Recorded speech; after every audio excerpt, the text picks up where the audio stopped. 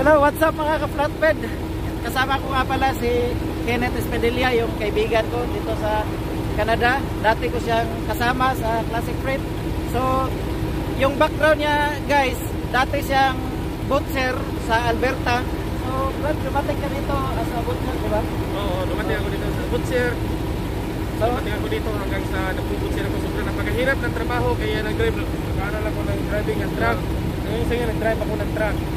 So hindi pala hadlang na matuto ka mag-drive ng truck kahit na ibang profesyon yung dating mo dito sa Canada, di ba? Totoo po yun. So kailan ka nga pala nag-start na mag-aral ng truck driving dito sa Canada? Nag-aral ng truck driving 2014. Nagsimula ako mag-drive ng truck 2015. Simula ako ng logging.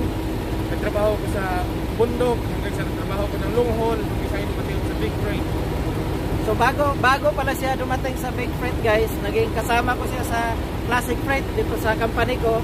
Siya yung naunang Pilipino bago ako sumunod, tapos may isang kasama kami na bali dalawang Pilipino kami ngayon sa Classic Freight. So ngayon nasa big freight na siya guys, na naka-base sa Manitoba. So madami kayong mga Pilipino guys. Maraming, totoo po yun, marami pong Pilipino.